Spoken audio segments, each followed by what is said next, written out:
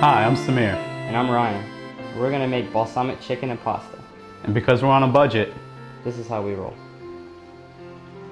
For this recipe you will need 3 skinless, boneless chicken breast halves, ground black pepper, 1 teaspoon garlic salt, 1 tablespoon olive oil, half an onion thinly sliced, 3/4 of a cup of mushrooms, 1/4 of a cup of balsamic vinegar, 1 1/2 cans of petite diced tomatoes, 2½ cups of penne pasta, 1 teaspoon dried basil, 1 teaspoon dried oregano, 1 teaspoon dried rosemary, a half a teaspoon of dried thyme, and shredded Italian cheese.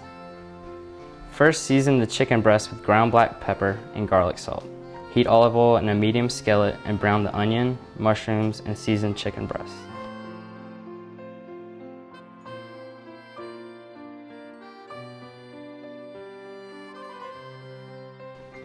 Next, combine the tomatoes with the balsamic vinegar and season with the basil, oregano, rosemary, and thyme.